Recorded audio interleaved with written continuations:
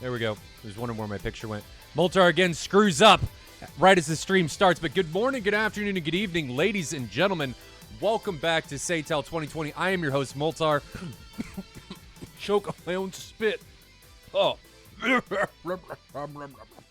Not exactly sure where that came. I'm going to die one of these days on this stream. But we're without Billy. Let's move past what just happened. We're without Billy today. He's getting some carpet installed, and evidently he said his living room is like World War III. I don't know what that means during a carpet install, but, you know, we're going to take it for what it is. So today, Gold League again, Outer Haven taking on TAW Wolfpack. I don't think we got any Tomcats. We are Tomcatless today. No telephone poles will be seen in today's matchup. Lots of 120s, but no telephone poles. All right. How you guys think this is going to play out? No supercut either, so we're going to watch some fan videos. But let's jump into it. Here we go.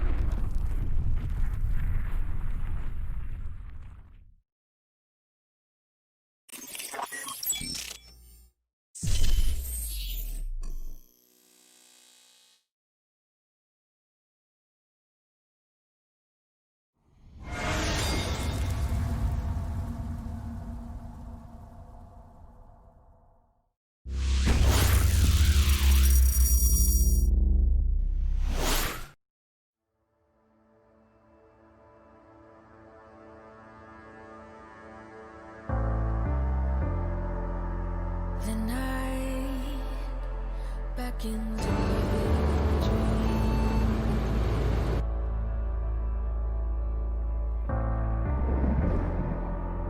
Alive, now the lives are here.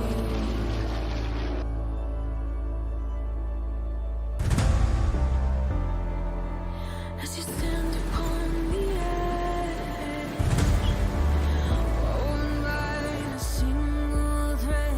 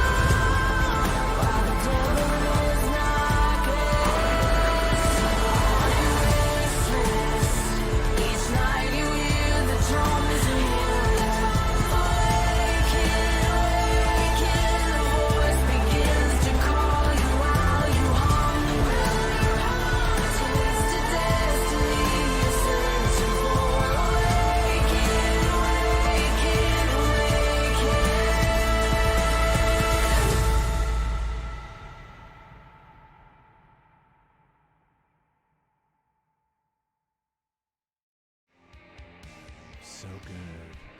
Ah, goosebumps every time. But welcome back, ladies and gentlemen. If you're just joining us, welcome back to SATAL 2020. I am your host, Moltar, and there is no Billy, no mustache will be joining us today. World War III is happening in Billy's living room, from what he told me this morning. But how's everybody doing this morning? I am a little sore. I laid some quarter round yesterday, and you'd think that wouldn't be bad because it only took me like an hour, 2 hours. But I hurt, man. I must be really out of shape. My legs really hurt. I mean, it was a lot of up and down, getting to the sod and doing stuff, and it was just, man, it was rough. I don't know. But it's done. I got that done. It's nice to have that project checked off the list. It was something I laid the floor like 3 years ago, right, when we moved into the house, and then I just never finished it. I laid the quarter round for most of the house, but then in the kitchen, around some of the cabinets, I just never did it, and it's been not done for 3 years. But I guess that's how it usually goes for people's houses. When you live in them, you tend to be able to overlook stuff like that. But it's done now, right before we're about to move. Because we're probably going to move sometime in November. So, you finish it for the next guy. You don't do it for yourself. You do it for the next guy. And that's what's going on. What else is happening? Big news coming for Fights for Honor. Mover announced that the winner for Fight for Honor is going to be able to take on Falco, the AI that was used in the alpha dogfight trials. So that's a huge deal. I mean, huge step for DCS and in the competitive realm. I mean, the winner being able to do that, just the fact that that's even possible is awesome, right? I mean, that is just awesome that the winner for Fight for Honor is going to have the opportunity. Granted, it is an X-Plane, but that's because that's where Falco was, that's where they decided to put him for the Air Force trials or whatever. But the fact that you're going to be able to take on the real military AI that they are working on putting out, win or lose, that's a big-time deal for DCS and Flight Sim Esports and just in general. I mean, that's going to be baller when that happens. So if you think you can take on and better the real Flyboys, now's your chance. Once-in-a-lifetime opportunity possibly coming at you through Fights for Honor. You can check out, I don't think I have a link ready to go, but it's in the ED tournament section. There is a Fight for Honor link that you can go to there, and all the registration information and stuff will be there. You have to register through Givergy. It's a 100% charity event for Fights for Honor. Urutarman says, in before they scrutinize the winner's moves after. Yeah, that's going to happen. It's going to be a tough fight, man. It's not going to be easy. So it's going to be tough. But I think just the opportunity and the fact that we even have that opportunity is huge. That's huge. Big time. Huge shout outs to them for even allowing, the general public to be able to do that. I'm really, really excited about that. There's bigger stuff to come though. There's more announcements. Not necessarily for this tournament, but there may be stuff coming a little bit after, just after. So be watching. But for anybody just joining us that is not familiar with what's going on, this is SATAL 2020. This is Gold League, Squadron Air-to-Air League. People effectively go up and just beat the crap out of each other in the air. And it's a lot of fun. It is a lot of fun. Usually I'm joined by my co-host, Billy Wah Merlin, but he is not here today. We're going to see how this one plays out. There are no Tomcats, like I said earlier, no telephone poles will be flying through the skies near you. It will all be baby telephone poles, 120s. I think it's all 120s today. I don't think there's anything else. I think it's all 120s. There's no SD10s. There's no R77s, no ERs, no ETs. It's all 120s. I think it's actually all 18s to 16s, but we're going to have to jump into the sim and see how it actually plays out. Where the connections of the team's good? Were the connections of the team's good? I have no idea. I think so. I didn't hear anything about it. So hopefully that ends up working out, or we don't have any connection issues. In other news, the server continues to move forward, and we're getting closer. Bear was able to get the Skynet script working which allows us to not have to run SAM defenses at the bases, which further pushes us towards better server performance, right? So if you don't have to worry about SAM radars and stuff, and you just pass a certain line, and then Skynet scripts like, you've been fired upon. If you don't turn around in 15 seconds, you're going to dumb blow up. And if you don't, you blow up. And it makes it so nobody can press bases. You don't have to worry about radars taking away server performance. He was able to get that to work. So we are moving forward. Away from that server, I talked to Miller Time, who's one of the moderators over on the Splashman Gaming Discord. He has a mission, and this is actually comes back to where I wanted SATAL to be when I first launched it. So my initial vision for SATAL was I wanted teams to have to buy aircraft and buy weapons, right? Each team had a certain number of points that they could allocate towards aircraft and weapons. Well, Miller Time figured out how to make the aircraft part of that equation work. So for a mission that he's created, for a multiplayer mission, each team has a set number of tickets or points that you have to utilize to get your aircraft. And better aircraft, like the F-18 and stuff, are worth more points. And if you take lesser aircraft, they're worth less points. And the first team to run out of points loses. And the way that the points come down is by buying aircraft. So there's no atrophy or anything like that. It's based solely around the fact of buying aircraft. So there is a win condition in that. And that gets us closer to SATAL being able to utilize that, and it totally changes the balancing equation, because especially when things like the Eurofighter and stuff come out, you assign point values to this, so the entire team can't just be Eurofighters. It forces you to make decisions on, do you take one better aircraft and a bunch of crappy aircraft? Do you take a bunch of moderate aircraft? What do you do in that situation? It forces teams to make balancing decisions and totally changes the possibilities for the competition and team decisions that need to be made. So we're one step closer. I asked him to look into weapons, because I'd like to do the same thing with weapons, where you have a certain number of points per aircraft or per team. Maybe it's total points for aircraft and weapons, or it's you have one pool for aircraft and one pool for weapons. I don't know, but it brings us one step closer, and I think it'll be awesome to be able to try it in a multiplayer scenario. So he is working on that. So we got 2 missions working at the same time. We're not going to put them up at the same time, but we got guys working on 2 things that I think are going to be really beneficial to the ED community. Shout outs to Zerspec for the Prime sub, and Monk actually dropped a tier 1 sub off stream about 13 hours ago. So huge shout outs to both of them. Welcome to the family. Let's catch up on chat if I missed anything. I hope ED will add that kind of economic element to the dynamic campaign. That would be cool. The problem with it, when you start getting into things like that, where you're creating servers and stuff that cater to the general public, is you have to deal with griefers and people just ruining it for everybody.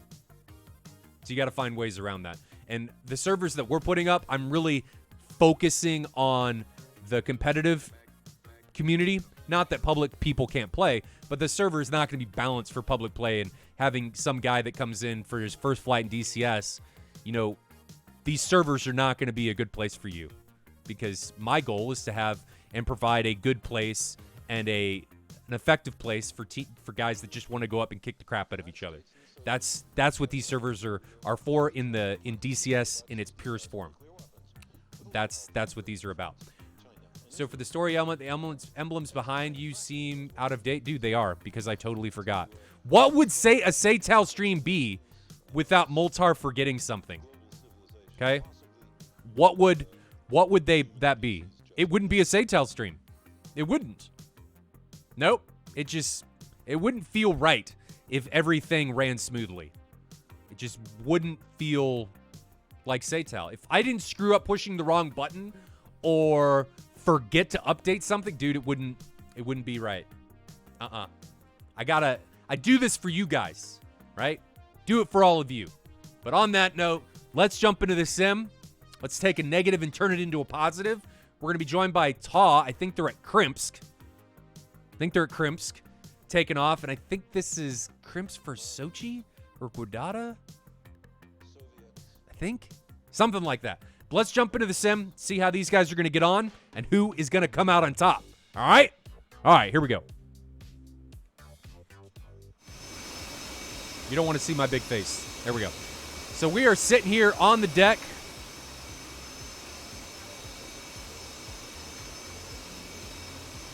I think this is Krimsk. Yeah, this is Krimsk. It's not what I wanted. There we go. So we're sitting here on the deck at Krimsk. Reshade is running, so SMAA is running, and D-Band is running, so I tried to get rid of some of the banding that's going on in the sky. SMAA is running. It's less resource intensive than MSAA, but it gives us some anti-aliasing stuff, so hopefully it looks a little bit better.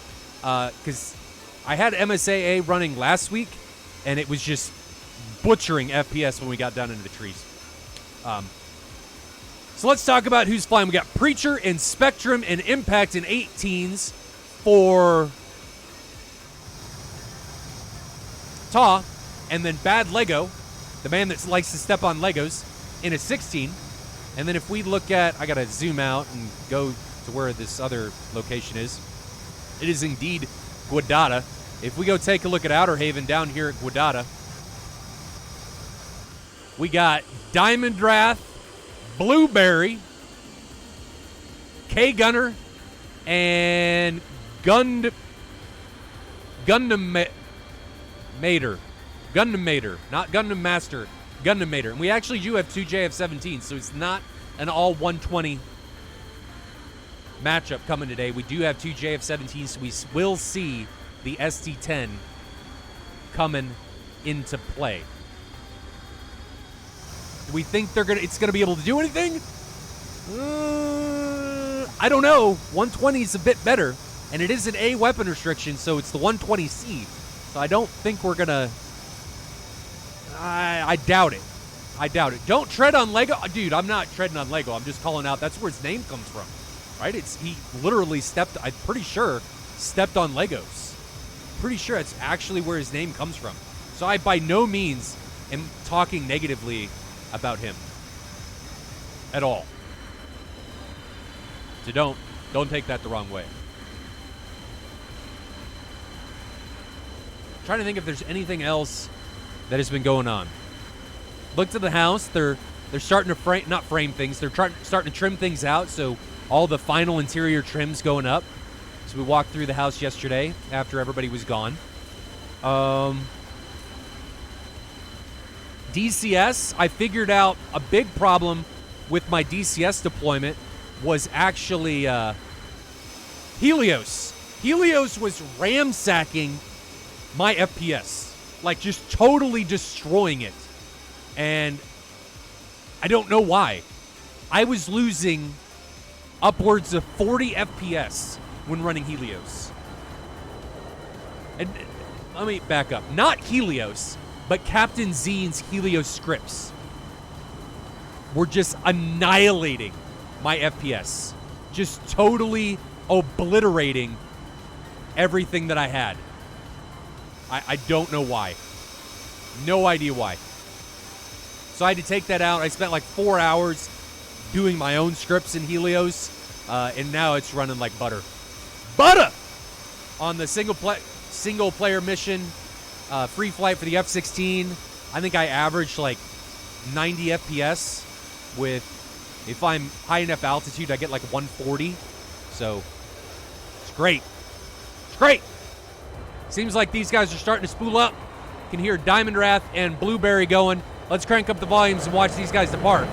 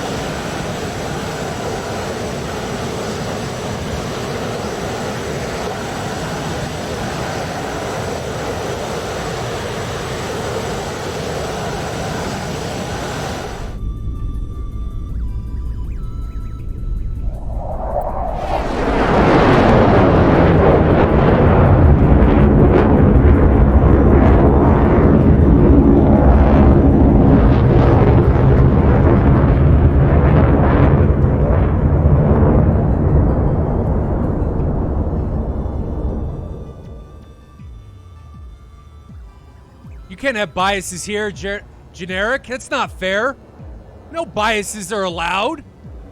104th Bullet was asking, where's a good place to find Folds of Honor mission? I haven't uploaded it yet. I gotta check some stuff out. I haven't done it yet. So you don't have to worry about any of that stuff. That mission's not up. I will make an announcement when that stuff gets uploaded, but I haven't put it up yet.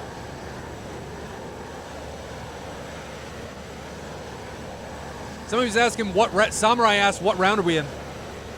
We're in round 1. Nothing has happened yet. These guys are just starting the ingress. So if anybody's just joining us, you haven't missed anything. We're just getting started.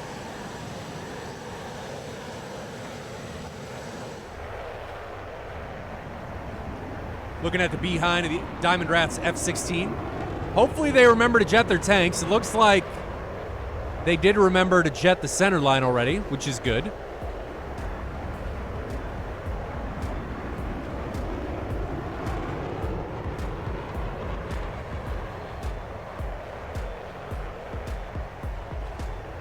Does the point system get updated? Funky Crisp, which point system? What do you mean?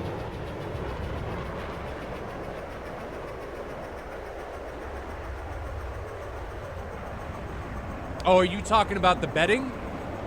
It'll get updated after the round, not immediately. Shoutouts to Comey and Bullet for dropping the bits. 64 and 104th repping their squadrons. Thank you very much, guys. This all goes back to the 3090 fund. I gotta go camp for a 3090. I haven't camped for something since... When was the last time I camped?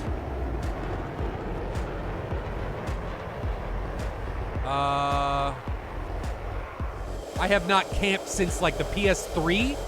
So I am going to go camp at Micro Center on the 24th for 3090. If the reviews are good. If the reviews are good. I gotta say that. If the reviews are good. But everything goes, all the funding goes straight into the 3090 fund. And the reason that's important is because 3090 brings with it more cameras. More cameras mean more better. And more better means more better stream. Right? We always want more better. So 3090 equals more cameras, which mean more better. Big deal. Big thing, right? So 24 gigs of VRAM, I need it. I actually need it. Like, I'm over 34 gigs of used memory. My 2080 just cries, and these are all VSync to 60, and that's only with 2 clients. So I need more VRAM.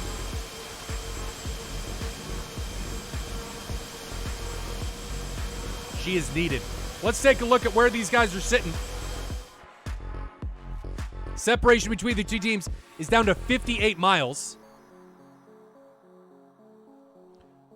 Poiju drops 100 bits. Thank you very much, brother. Poiju says, more better. Indeed. So to recap what everybody is taking, Bad Lego's the single 16 on the TAW side, followed by Impact, Spectrum, and Preacher, all in F-18s. And then on the Outer Haven side, we have Diamond Wrath and Blueberry in the Vipers. And then Gundamator, I just got his name, and K-Gunner in the JF-17 Thunder. Are they going to be able to compete with the NATO aircraft repping those 120s? We're going to have to see what is going to happen. Are they going to be able to make it happen? Separation between the two teams is now down to 39 miles. Right along with Bad Lego, the Lego man himself. Lego, you need to jettison that center line tank. Funky Crisp, indeed. You cannot argue with more better. I mean, more better is just more better. You can't, there's no argument there. You can't. Mr. E, no F-14s. It's a fair fight with the F-14s. You know, you can fight fair with the F-14s. People just don't respect them. I think more better is going to have to be a call, a motto of this stream. Kubrick's host with three viewers. Thanks, brother. Gonna have to see where everybody sits still. I didn't mean to add that song, but so there was a 120 launched by Blueberry, and it is on Impacts. Ooh, Tar Man, I think it does sound like an emote, but Twitch has got to get back to me. It's been like 5 weeks. There's the 120. That's not a 120. That's a friendly. 120's way back there. Oh, it's on Spectrum now. It's going to be on his right. Somewhere.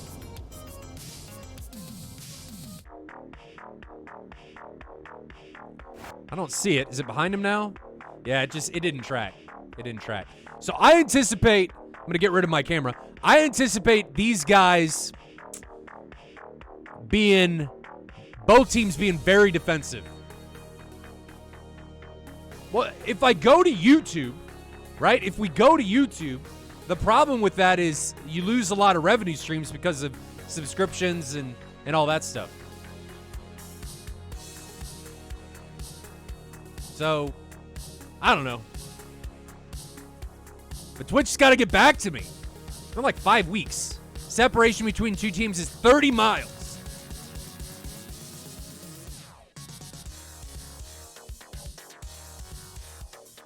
Let's give you guys something to look at. So we got Impact on the left, Map on the right. And both teams just being really, really defensive. Gundamator is really the only one hot for both teams. YouTube's not bad. It just... you lose a lot of the things that make, I think, live streaming good, which Twitch does really well.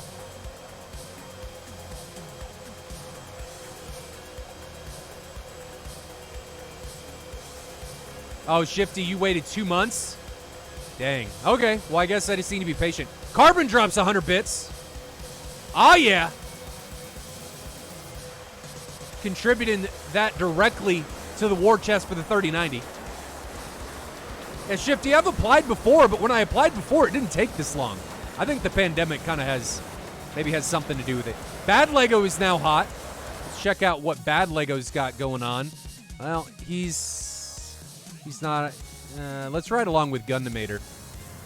Gundamator, your lights are on. You may want to check those. Turn them off! He's climbing, though. He's really slow. 150 knots indicated. 45,000 feet. I'm worried that he's going to get caught with his pants down and his banana out.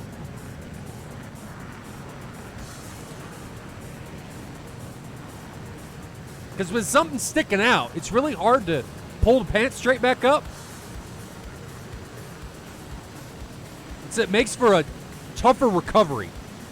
And I'm worried that he's going to get caught being this slow and being this high. But, you know, he's okay for now.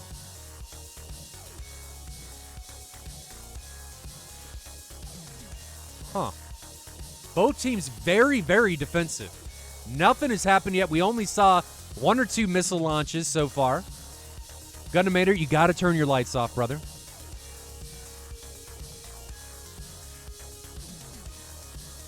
Trying to think of how this is going to play out. Both teams look very similar on both sides of the AO. It's developing into 2-2 ships per team. I'm just worried about the airspeed and the position of Gundamator. Here comes a 120. I think that's from Preacher. Here it comes. 45,000 feet so far. That was the wrong button. 45,000 feet. 1,300 knots. Gundamator's just not fast. He's just not fast at all. We're going to jump to his perspective and go to split screen so we can see the missile and him at the same time. And the missile's still got some oomph And Gundamator's just so slow, he's not going to be able to force this missile to bleed very much energy. The missile's coming down from 50,000 feet. Gundamator's in a lot of trouble as he tries to defend, but I think he's going to be too slow to be able to get away from this. He's trying to dive and get away from it, but he's still only at 230 knots, and this may be the end, and boom! Gundamator gets taken out. And he is the first casualty, now plummeting from 30,000 feet. Oh dear. Oh dear. But man, first casualty, that came down to him just being too high and way, way, way too slow. If you're gonna be that high, you've got to make sure that you have the energy to be able to change and get down low. And he was like 150 knots indicated. That's a recipe to die. And that's exactly what happened. Man, that's rough. So, Gundamator is the first casualty. Now a 3v4. TAW with 4. Outer Haven with 3.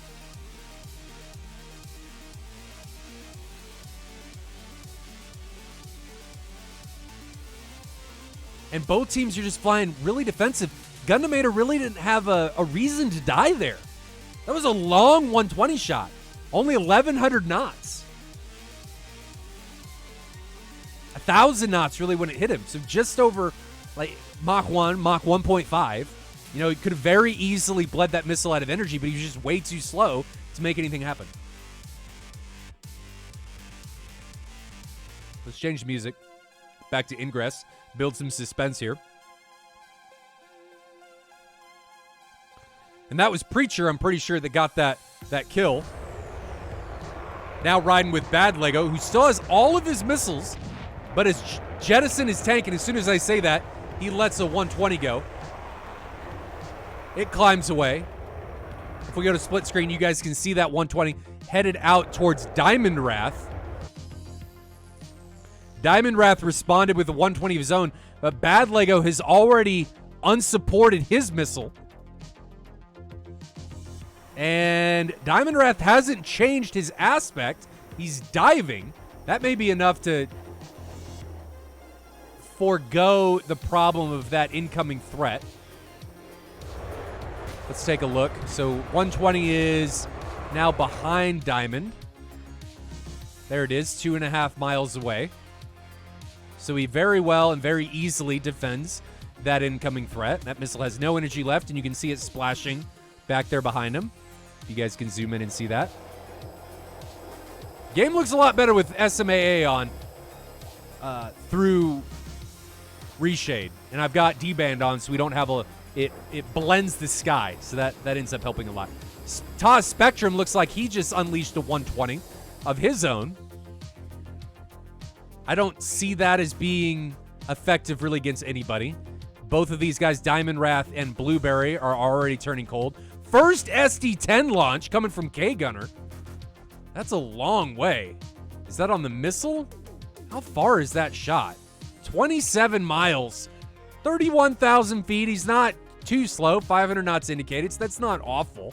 It's on Preacher, though. Preacher's at 25,000 feet. Preacher's fast. 600 knots indicated in his Hornet. He's over Mach 1. Let's go to his view as he starts to defend this SC-10 that's coming in on him.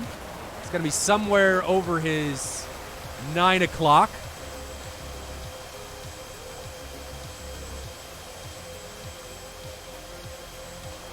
And now Preacher is diving. That missile's going to be totally toast. As it is still 3 miles behind him. That SD-10 is at co-altitude. There it is. 3 miles behind him, slightly above. There's no way it catches him. Preacher doesn't need to be quite as aggressive while defending here. He needs to realize the missile's not catching him. He can lay off the gate, recommit. The missile's going to try and follow him through the recommit, and it's just done. He doesn't need to run away. But, you know, kudos on him that he may be regrouping with Spectrum here. So if we take a look at the map, I think he's regrouping with his wingmen, and he does indeed recognize that this missile is no longer a threat. Missile's at 425 knots, no longer a threat, and he's going to recommit here with Spectrum. Diamond Wrath, meanwhile, unleashes, or K-Gunner and Diamond Wrath unleash 2 missiles. One's a 120, one's an SD-10. They're both on impact. The SD-10 is tracking, but it has no energy left. It's bled all of its energy already. Both teams just flying very, very defensive. Very, very defensive. Nobody wants to overcommit into this scenario. TAW especially doesn't want Outer Haven to be able to equalize this down to a 3v3. Blueberry now with the 120. So he puts a 120 off and then defends. You can't do this, guys. You cannot do this anymore. If we take a look at the map, you can't just launch and then immediately unsupport your missile. Because if the enemy changes his aspect at all and isn't at the last known coordinates for INS that were given in the missile's not going to track him. It's not going to be able to pick him up because it doesn't have magic INS anymore. Now, in this case, since Spectrum just flew straight, it didn't matter when the missile went Pitbull. It was able to pick up Spectrum, no problem. But you got to remember that you need to try and support your missile as long as possible to provide guidance all the way to the target and provide more energy for the missile by the time it reaches its intended target.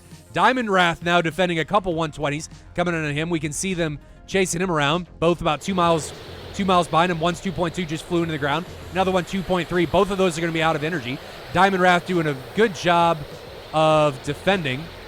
Not sure why the camera is freaking out here.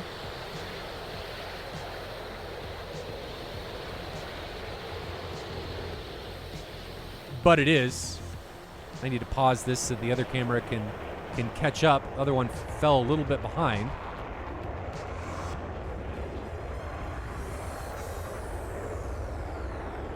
There we go.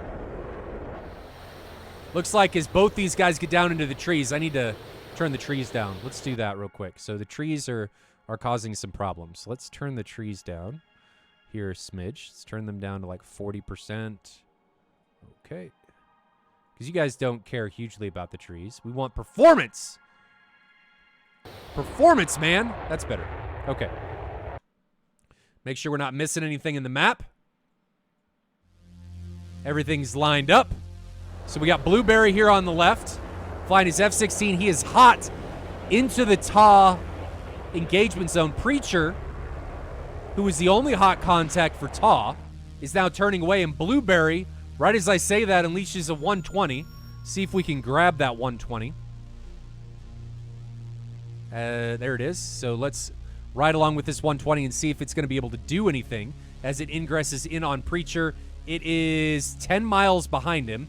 There's Preacher off to the left. I think that's Preacher. Yeah, that's Preacher down there. And this missile's just not tracking at all. And this is what I'm talking about. When you unsupport the missile immediately, if it loses track, it doesn't know where to go. So now it's just going. And going. And going. And it doesn't know what to do. So you got to try and support the missile for as long as possible, at least until you get the Pitbull indication. So, all three of the Outer Haven guys are now defensive. TAW is now recommitting, and all four of them are now hot.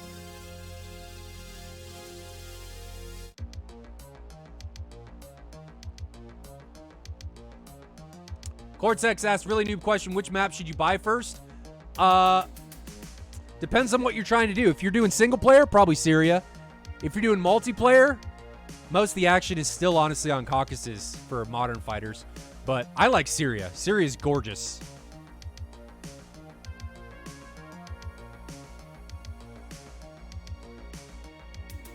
Still very defensive by both teams.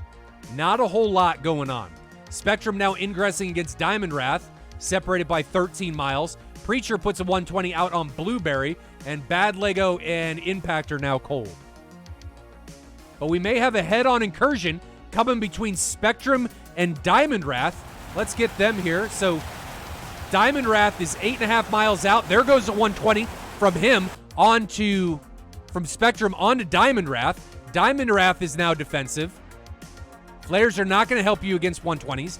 There's the 120 behind him at 2 miles. That gets line of sighted. No problem. And K-Gunner is now hot against Preacher. And I'm worried about this position that K-Gunner is putting himself in. He's now defending a 120 coming in from his left. K-Gunner's in a lot of trouble. That missile's got some smash. Is it going to be able to catch him? K-Gunner, is he going to be able to get away from it? Don't think so. Woo! Right there, sniffing at his exhaust fumes. And I think he's going to be able to outrun it. Man, that thing got danger close. But now we've got another problem. Blueberry has a threat coming from high to low. And I don't think he's getting away from this one, ladies and gentlemen. 1 mile, face mile. Blueberry loses his wings. Wings are critical to flight. And he is now tumbling towards the earth. 2 pilots remaining now for Outer Haven. And now I think it's K-Gunner who is in a world of trouble. Being launched on by Bad Lego. That doesn't track. So Bad Lego is now merged with K-Gunner, but flies past him. I don't necessarily hate that. I think Bad Lego may have recognized that Diamond Wrath was on him. Oh no! Oh no! Oh no! Where is that coming from? Where is that coming from? Where is it? Where is it? It's right there. That's a friendly! No! Ho ho! No! No! No! Fratricide. Bad news bears. And now we've got Diamond Wrath merging with Bad Lego.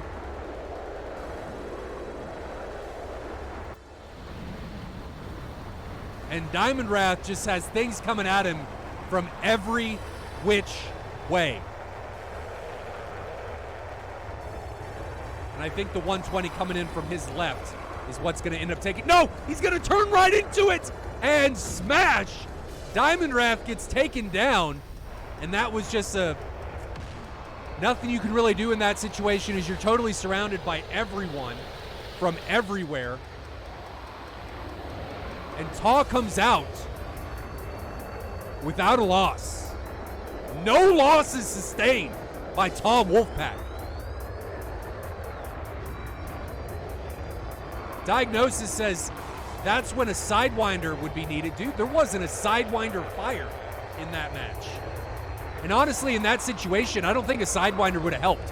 It could have done the same thing and jumped to the other guy. But that's why you don't want to fire into a merge. You tell your wingman, get the F out of there. Get out. Don't shoot to where your guy could possibly be, or bad things will happen, which is exactly what we just saw. When it rains, it pours. Man. Attack view time. Pull up attack view.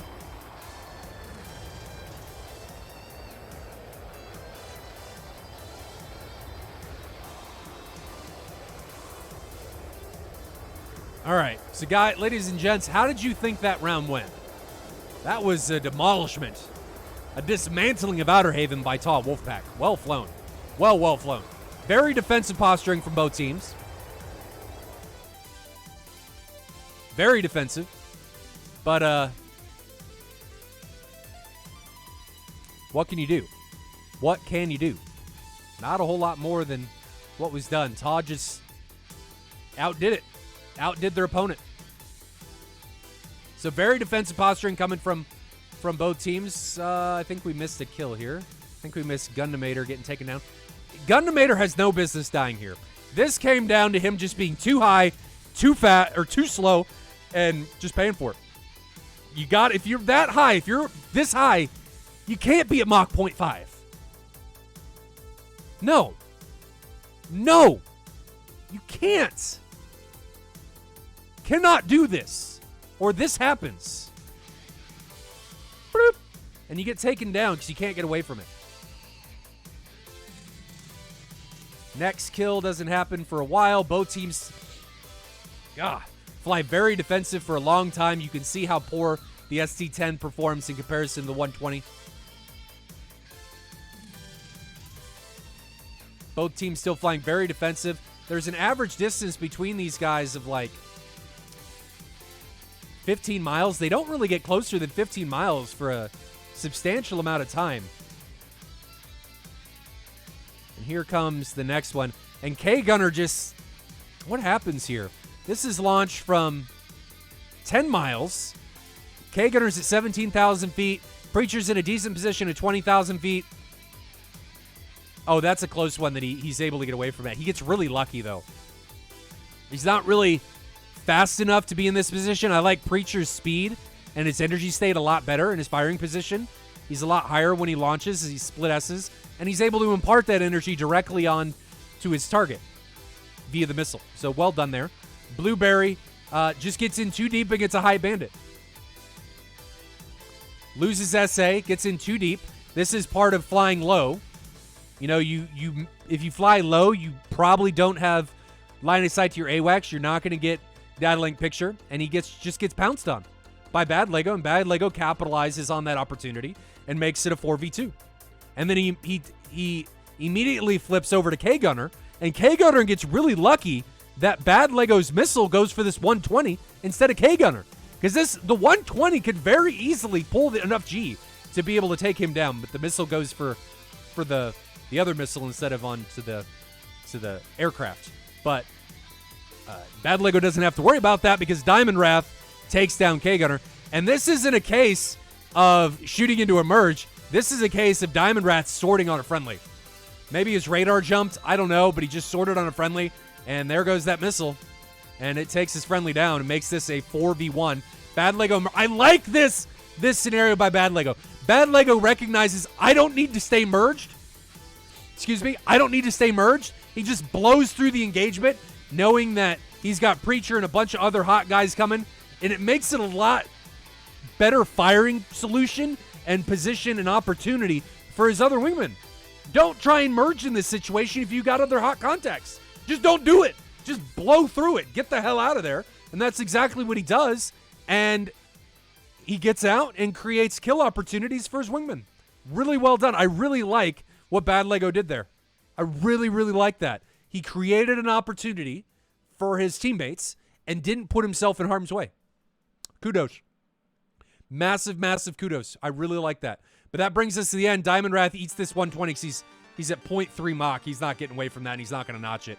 And he gets taken down. So I'm going to get the next round set up, guys, ladies and gentlemen. TAW right now is up 1-0. 1-0. Oh, Generic wants me to go back a sec. Oh, to K-Gunner's death? Okay. Yeah, I don't know. Maybe he was trying to sort on Preacher. I don't know. I don't know what happened here. But he sorted on K-Gunner. That was just bad news. Maybe it was supposed to be a Mad Dog. It's just unfortunate. We don't know the whole situation, so I'm just going to deem that as an unfortunate happening. Oh, I'm well aware this wasn't a Sidewinder. Well aware. It doesn't matter if it was a Sidewinder or a 120. He just sorted on him, I'm assuming, with radar, and it picked him up instead of Bad Lego. Maybe he didn't have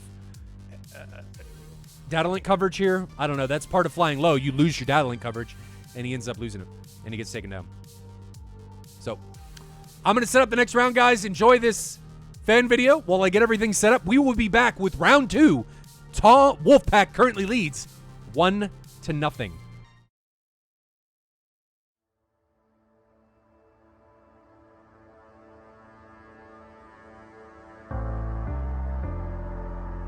The night beckons me.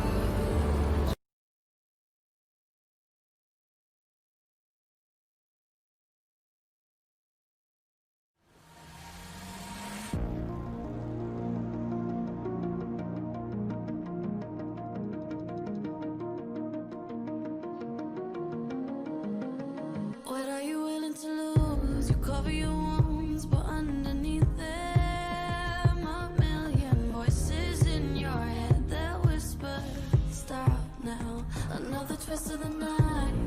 the screws. It's all in your mind, and it's fighting you on yourself.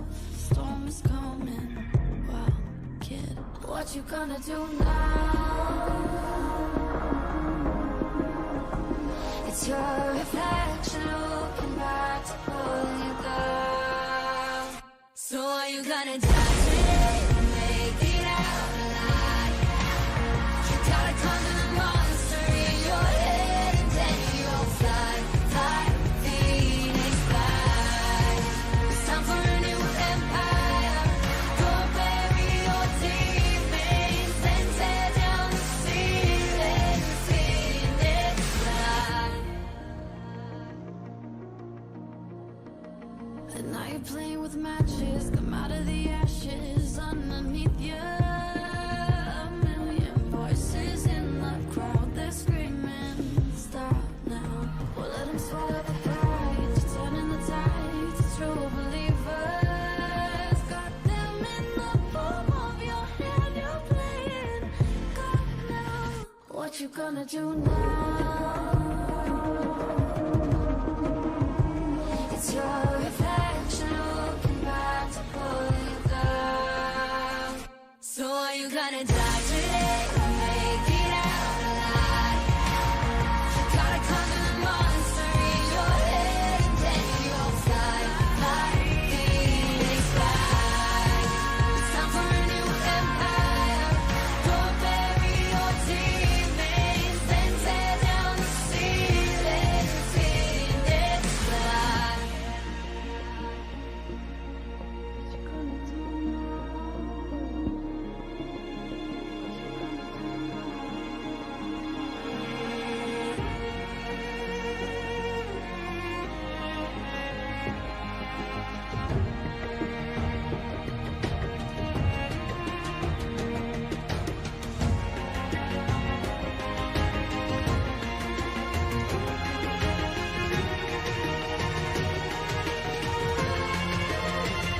So are you gonna die today or make it out alive?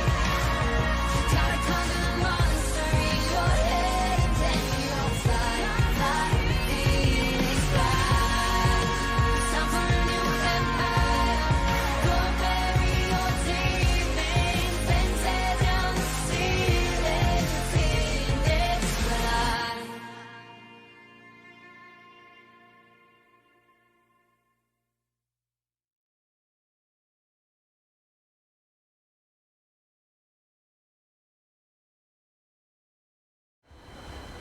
Welcome back, ladies and gentlemen. We are jumping directly into the sim. These guys are getting ready to take off for round 2. Again, this is going to be Outer Haven taking on TAW Wolfpack. TAW currently leads 1-0. That last fan video, the first one was done by Adrian Caparzo. Huge shout-outs to him. The second one was done by Fleetwood. The guys make phenomenal fan videos. Alpha Whiskey did not have a supercut for this match because he is working on a trailer for the Fight for Honor event that is coming in the next few days. So volumes are coming up. I'm gonna disappear again. Let's watch these guys depart for round 2.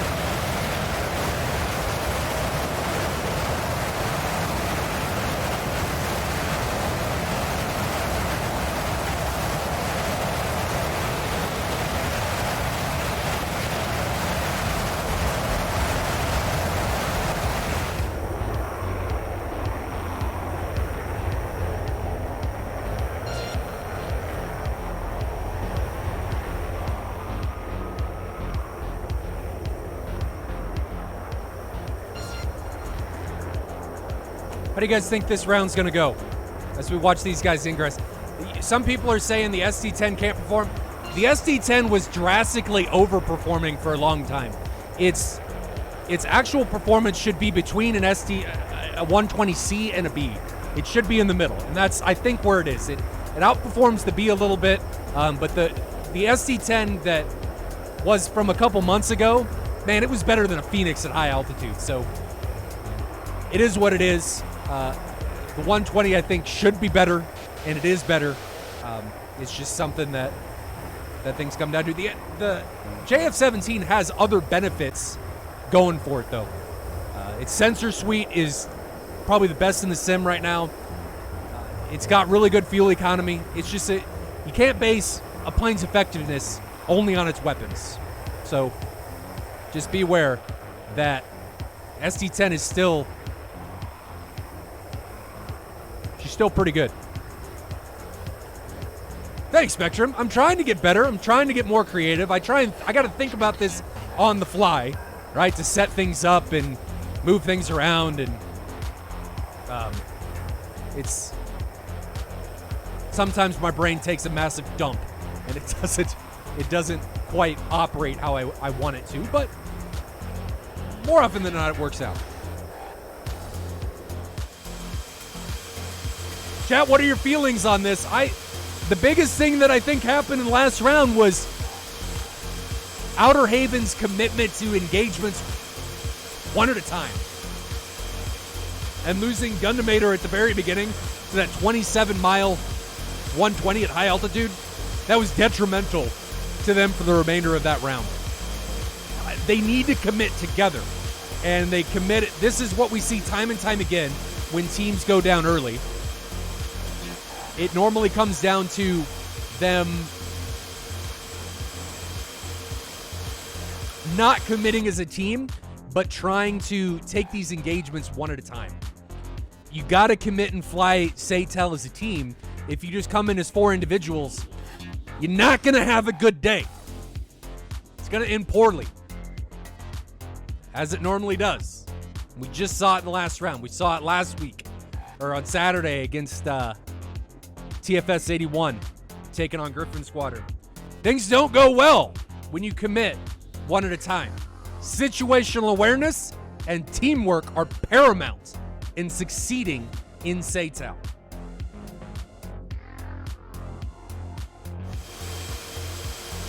K-Gunner says, yeah, we weren't playing as a team here. Constantly having a sub-4th man is tough for our comms. You'll notice a theme with this round. All right.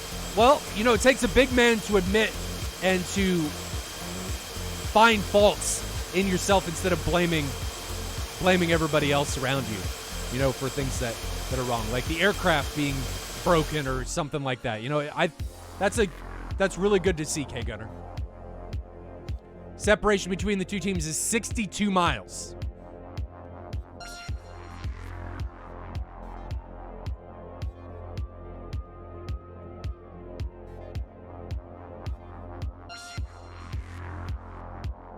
Magic, I don't think it's that they didn't have comms. I think it's just hard to build a rapport with somebody that you're constantly moving in and out.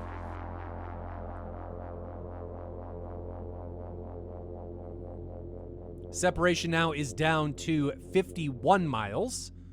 So we'd be into Phoenix territory, but there are no Phoenixes. There are no murder cats with murder mittens launching the telephone poles. They're not here.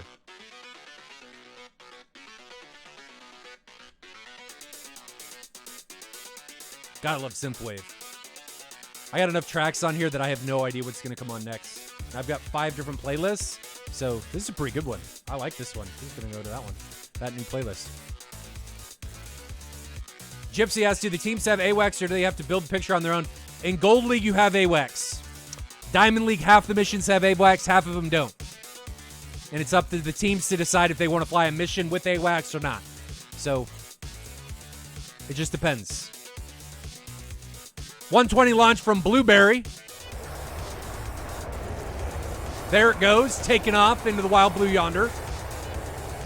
Turn your lights off, Outer Haven. You have to turn your lights off. It's very important. And the reason it's important is because if you're fighting against somebody that's in VR, they will see you. You light up like a Christmas tree from way the hell far away. And Blueberry launches that 120. It looks like it's on Impact. Impact is already defending. Flatspin says, lights on is a boss move. It's only a boss move if you're able to commit your authority and showcase it. But if you die, you just look like a bozo. And it becomes a head desk moment. Which is what happened last round. Separation between the two teams is now down to 27 miles. This is the distance we saw Gundamator die from last round. Is he going to learn from his mistakes?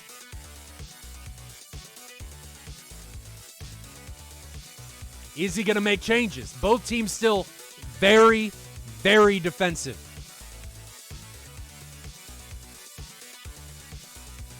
Gundamator is now hot for the Outer Haven team in his JF-17.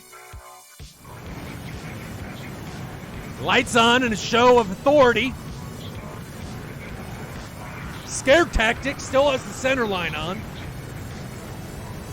I put all of this down to, ladies and gentlemen, I don't think they're bad pilots.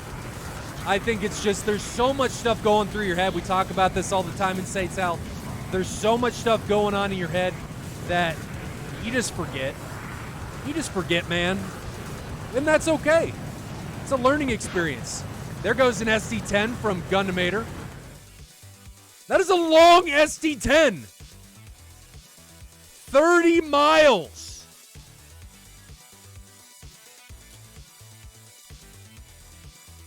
30 miles. Granted, he is at 41,000 feet. He is substantially faster than he was in round one. 100 knots faster. Instead of 150 knots, he is 250 knots. Flashman says optimism. That was indeed a very optimistic shot. It is halfway to its target and already down to 1,000 knots. He had some grand ambitions for that missile that are going to fly flat onto their faces. Both teams still flying very, very defensive.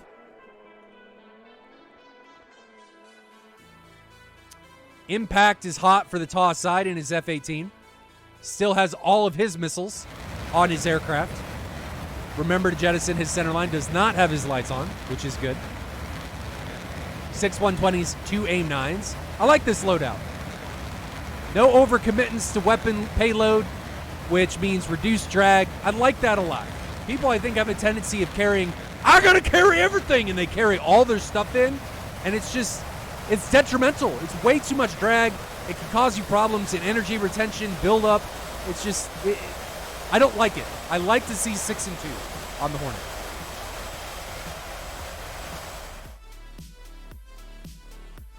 TAW still flying very defensive. They have not launched nearly as many missiles as Outer Haven.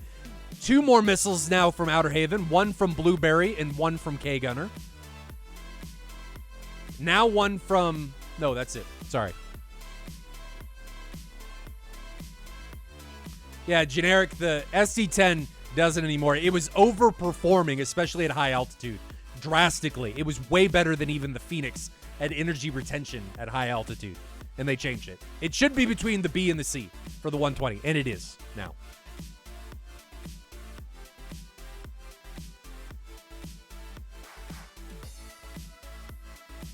TAW's still not launching a bunch of missiles. I don't like K-Gunner's positioning. I think he's just maybe I don't know where he's going. K-Gunner, where are you going? I know you're in chat. Are you going on a picnic? Are you going to, find a cave to adventure in, go spelunking? Where are you off to?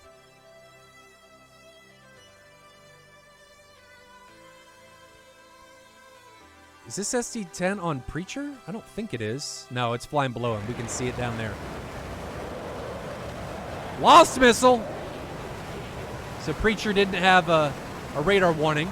He's split-S'ing now, doesn't want to overcommit. I like that. You got to be careful about your fuel situation, though. Because if you do this too much and your gate too long, you're going to be coming down further and further into fuel. But is Outer Haven going to be in the same position, or are they doing better on fuel management? I don't know. Both teams continuing to fly very defensive. K-Gunner says on his adventure up here, he's going to the store. Pick up some Monster or some Red Bull. Bringing it back to the fight.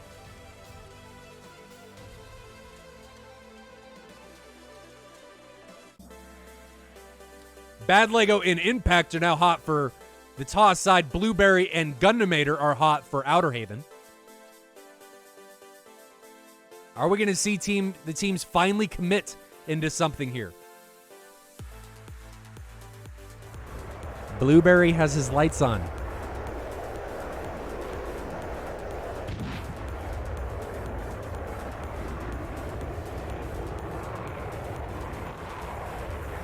Turn your lights off.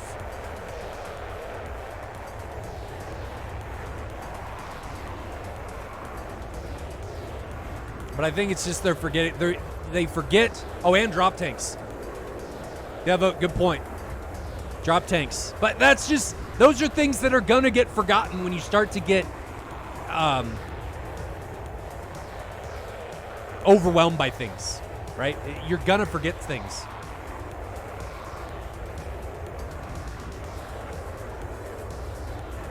Master, I don't think it's the stream. They should watch the stream. It's just new teams. They're new to SATAL, and it's overwhelming. And it's just a different flying experience, and you forget, right? It just happens. Uh-oh. Uh-oh. Oh, no. Okay, no. Gundamator. The same thing happened. I missed it. I didn't grab it, but the same thing happened to Gundamator. He got caught high, and a 120 ate him. So he's the first guy to go down again.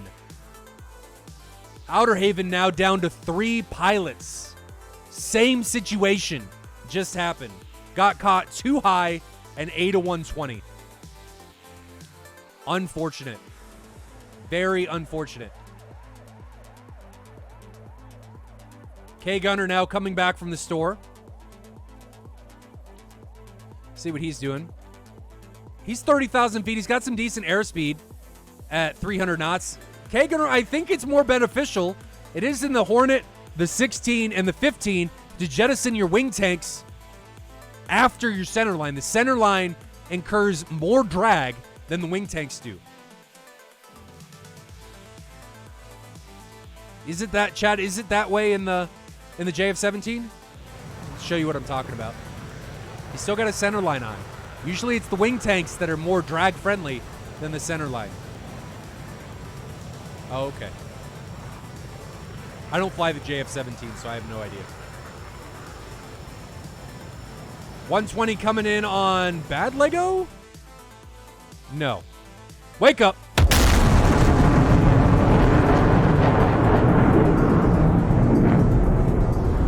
A Bad Lego does get a 120 off. That's coming in on K-Gunner. And that's going to have some juice by the time it reaches its target. Let's watch that thing. Let's grab it. Boop, boop, boop, boop. There it is. So here comes the 120. She's going. Oh, no. K-Gunner, did you wait too long? Oh, no. K-Gunner, did you wait too long? Missiles at 1,300 knots. This looks like a recipe for disaster as this missile encroaches, and I don't think you get away from it. This thing is going to face smile you all over the skies, and there it is. And K-Gunner is the second casualty of the round, taking Outer Haven down to 2 pilots. Ripperoni. F's in chat, ladies and gentlemen, for Gundamator and K-Gunner as they get taken down. High altitude, just waiting too long. I think that was one of those situations where K-Gunner waited to try and get his own missile off, and by the time he started to defend, it was too late being at that high altitude. And honestly, when you're that high and the missile's that close already, when you defend down, you're just helping the missile. unless you're going to be able to notch it. Blueberry now has a 120 coming on an M. He is high. Can we see that missile? No, I don't think either of those are going to be a threat.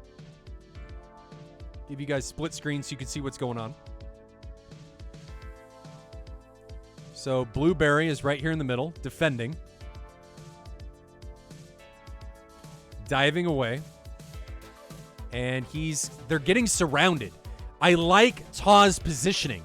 They're not all just in one place. They're cutting off angles and forcing Outer Haven into one direction. So if we look at the full map, you can really see that they're not all together, like all four of them up here with Preacher and Bad Lego.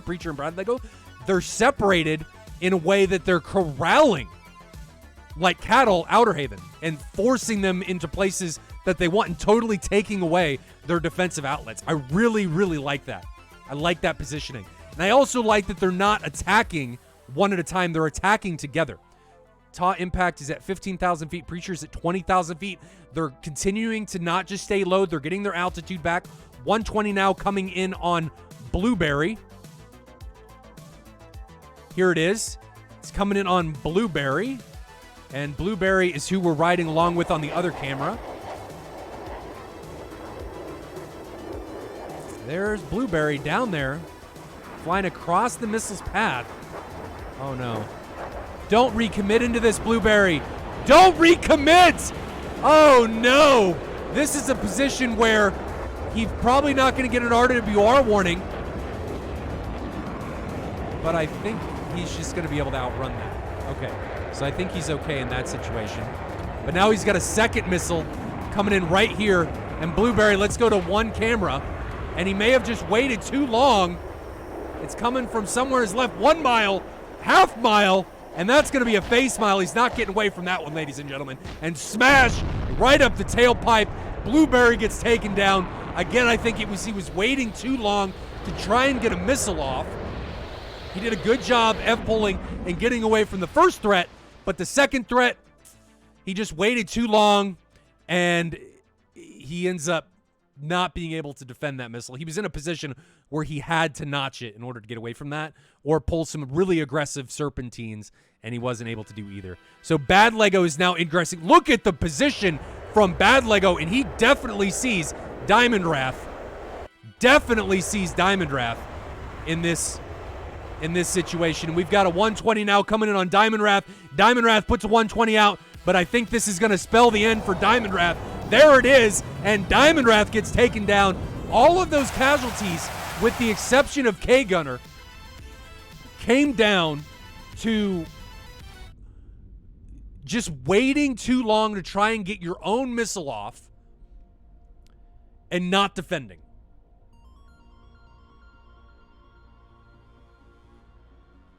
That's where all of that went. It was, I'm going to wait and try and get a kill and try and outweight my opponent, but their opponent was in a much better firing position from altitude, which means the missile is going to have much greater energy than yours, and TAW Wolfpack also made sure that they were that their aircraft had a ton of energy, which makes it much more effective at defending incoming threats. Right? So they were just in better positions and in better energy states all around. All around. So hats off to TAW Wolfpack for really dismantling and taking it to Outer Haven. Let's jump to the TAC view.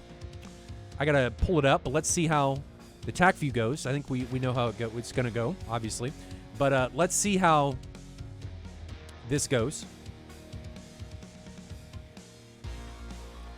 for both teams in round 2. So we're here in the TAC view. Outer Haven take it off from Krimsk. And TAW Wolfpack coming out of Guadata.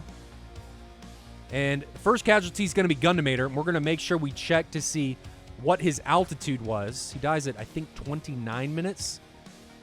So let's grab his point of view and see what is going on here. We're going to fast forward a little bit. Okay, so here we are. riding along with Gundamator. I don't see any incoming threats yet. Where is it? Now he's defending. 330 knots indicated, 25,000 feet.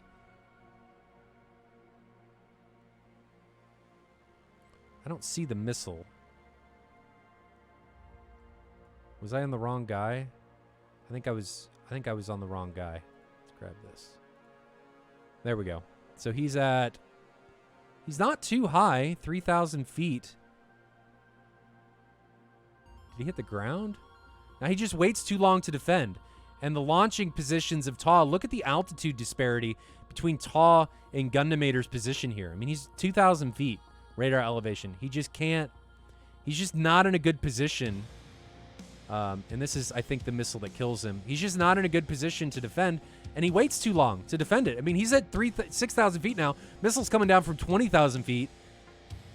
It's just not a good, he waits too long. And then it's all downhill. They just, Outer Haven, I think, is just committing one at a time. K-Gunner gets caught high, doesn't defend early enough. Now we're down to 2, Blueberry and Diamond Wrath. And they do a decent job of defending here. Not terrible. But they don't have altitude. The altitude advantage is all with TAW. 14,000, 19,000, 27,000, 12,000. I mean, you got 13,000, 1,000 and 5,000. There's just no altitude on Outer Haven. And you can't defend very well when you're already low and your opponent's really high. So your opponent has the situational awareness advantage, the altitude advantage, the energy advantage, probably the weapons advantage because they didn't launch for like the whole beginning of that match. That's just rough. It's a very rough place to be in. And you're going to have a hard time defending when you have to defend much higher energy threats than they do. They can get closer than you can, which is just unfortunate. In this position from Bad Lego on Diamond Wrath, that is just utter destruction. 27,000 feet against 1,000. You have to notch this. This is going to hit him probably at over Mach 3 or just around Mach 3. You have to notch this. You can't run away from that. You're not going to get away from it. You have to recognize it and then notch, right? You have to recognize that. And you have to be thinking ahead of your airplane that this guy's much higher than me. He's much faster than me. Bad Lego is at Mach 1.6, ladies and gentlemen. Okay? You have to recognize this type of stuff. That if you see somebody coming at you at Mach 1.6, you are not getting away. All right?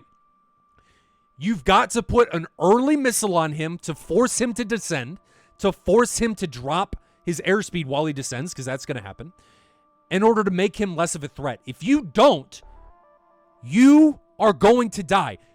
It's going to happen, okay? There's no question about it. If you don't put an early missile on him and you are not able to notch effectively, you're going to die. Like, there's no way around that because he can just continually put threats on you, right? One after the other until he gets in a guaranteed kill position. So we can launch now, stay hot, you're defending. Launch again, keep you defensive. Launch again, keep you defensive, and then kill you. You have to recognize that he is this fast, this high, early missile. Even when you're pretty sure it's not going to kill him, it forces him to react. And that allows you to live. That's the important part. Living. If you are dead, you can't do anything. Living allows you to do things. All right? So, early missile, which doesn't happen, and you're just not getting away from this. He waits too long. That missile needed to come now.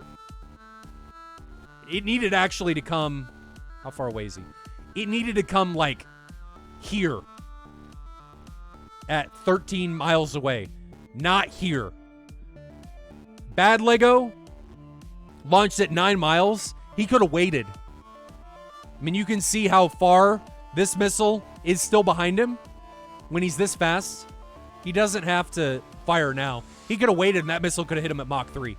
So that's just unfortunate. But let's watch these guys land, close out this round or this match.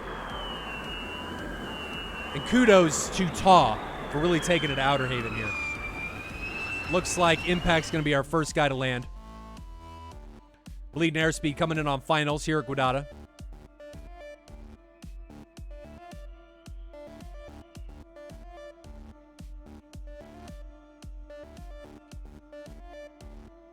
And Preacher actually looks like we got Preacher.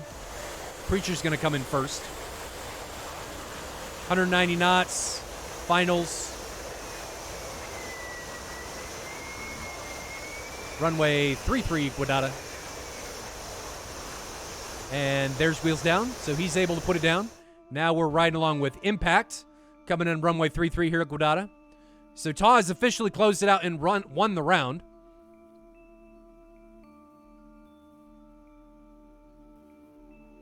But just giving these guys the opportunity to show their nice, smooth landings.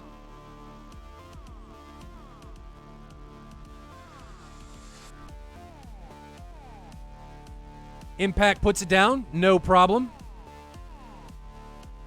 Immediate, whoa!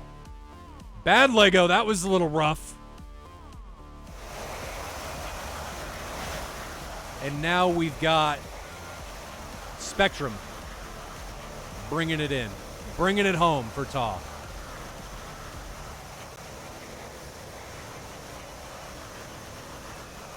Impact says we might have had some landing priority issues. Dude, I thought Bad Lego was going to blow up.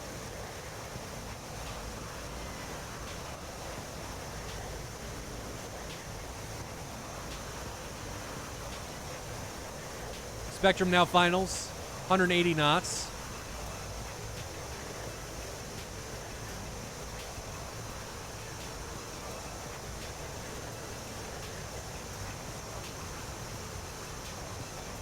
Looking good. This is the best looking landing so far. 140 knots, keeping it right at 40. Glide slope, little flare at the end, and there it is. Well done. Carrier landing on the runway. But congratulations to TAW Wolfpack for taking it to Outer Haven and coming out with the round. 2 rounds to 0. Man, that was an exciting round, or exciting matchup. Some unfortunate things, getting caught high, not being able to defend because you're too slow, but that was still exciting. Still exciting. So let's take a look and see what matches are going to be taking place for the rest of the week. I think we have Diamond League again on Saturday. I think. So next round is going to be JG78 taking on Baby Shakers, and then Diamond League on Saturday, Golden Crown taking on TAW. Okay, so Diamond League Thursday, or Gold League Thursday, excuse me. Diamond League Saturday is what we got going on. And then we take another little break away from Diamond League, and then we come back later on in the month. So again, JG78 taking on Baby Shakers on Thursday, followed by Golden Crown taking on TAW. Gotta see the reply. Gotta see the reply for what? What did I miss? Did I miss something? I probably missed something. But anyway, guys, that's all I got. It's always a pleasure to stream to you guys. Did somebody say something?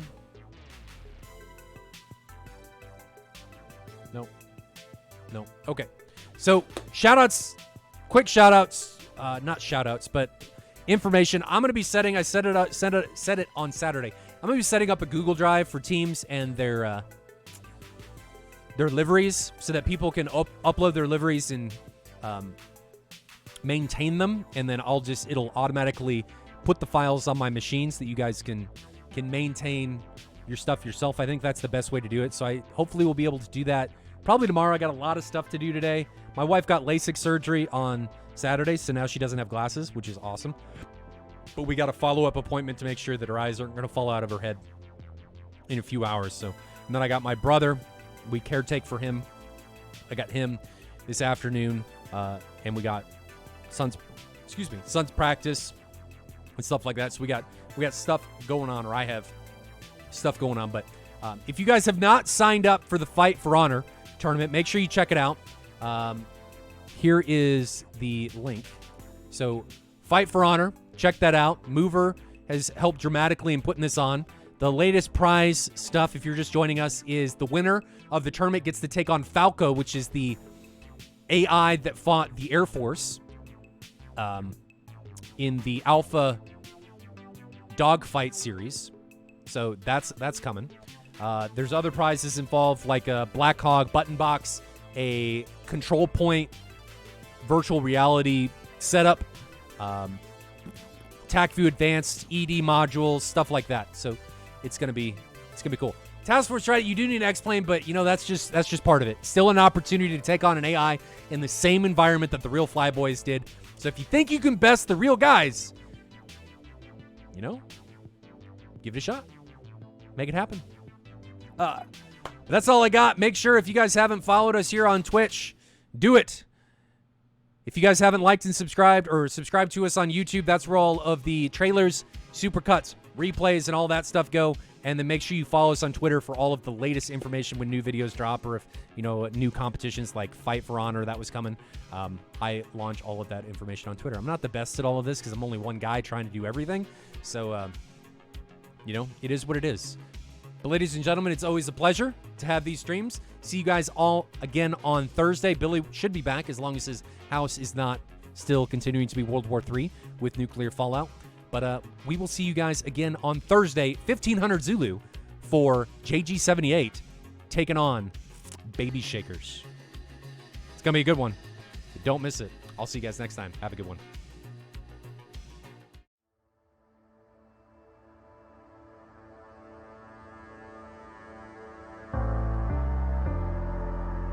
The night back in the